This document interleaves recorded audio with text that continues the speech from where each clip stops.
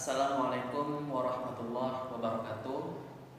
Apa kabar anak-anak Bapak sekalian?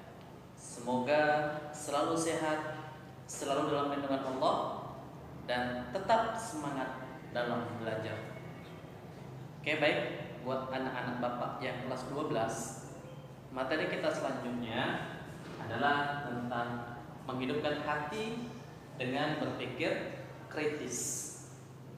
Jadi Allah Subhanahu wa taala berfirman dalam surah Ali Imran ayat 192 yang berbunyi, A'udzubillahi minasyaitonirrajim. Bismillahirrahmanirrahim.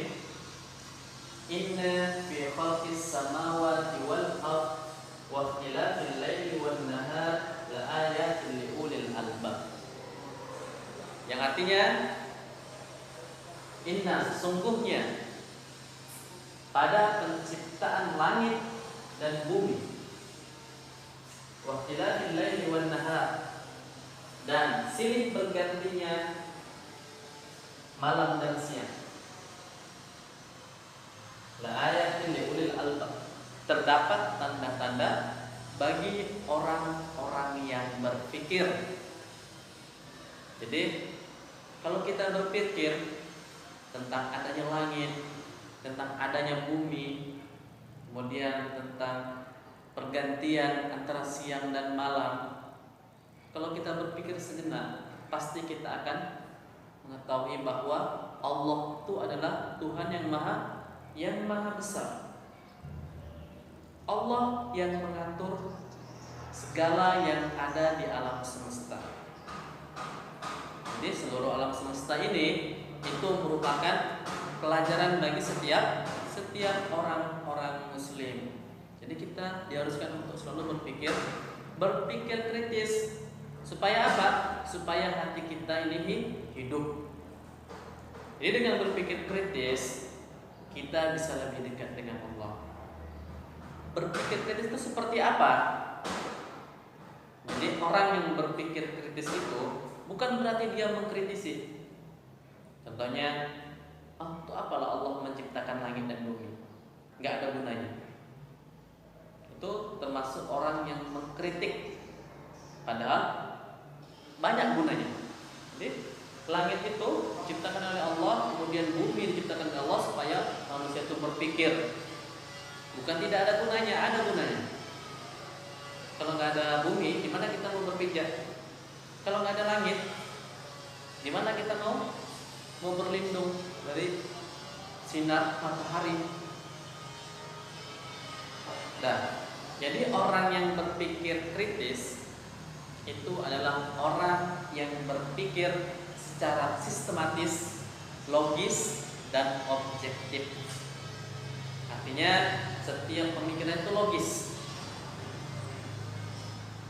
Dia tidak hanya menyalahkan, tetapi ada solusinya. Jadi ketika belajar, kita juga harus berpikir secara sistematis, secara logik, kemudian objektif, tidak berpihak kepada sesuatu. Jadi ketika ada sesuatu yang salah, contohnya dalam sekolah kita ada sesuatu yang salah, kita tidak boleh langsung mengejas itu salah, tapi kita harus berpikir dulu, salah nggak itu? Contohnya dibuat peraturan masuk jam 7:30, salah nggak? Tidak, kalau kita berpikir secara logis. Kenapa? Karena itu sudah peraturan. Orang yang telat dihukum salah nggak? Kalau kita berpikir secara logis, secara objektif itu tidak salah. Kenapa? Karena kalau orang yang melanggar peraturan itu memang sudah ada sanksinya. Supaya apa? Supaya tidak mengulangi lagi untuk selanjutnya. Jadi berpikir kritis ini ketika ada suatu masalah. Contohnya ada teman kita berkelahi, teman kita cabut. Ketika ditanya sama guru, siapa temannya yang cabut? Kita tahu, tapi kita tidak mau memberitahu. Itu namanya kita berpihak pada teman kita. Kita tidak objektif. Tapi kalau kita tahu, kita berpikir secara kritis. Kalau kita kasih tahu, udah. Kalau kita kasih tahu, maka teman ini nanti akan dibawa ke kantor, maka dia akan menjadi jerah. Bukan berarti kita memberitahu kita tidak sayang. Karena kita sayang, makanya kita kasih tahu, si pelan cabut, supaya besok dia tidak mengulangi lagi. Itu namanya kita berpikir secara kritis. Begitu juga dalam belajar. Jadi ketika kita belajar, kalau kita berpikir secara kritis, kita akan banyak bertanya. Supaya apa? Supaya ilmu itu semakin bertambah. Kalau kita tidak open, tidak peduli, ketika diajarkan iya, tidak, dibilang paham, maka itu kita tidak termasuk siswa yang kritis. Oke? Paham? Kalau tidak paham nanti boleh ditanya di kolom komentar.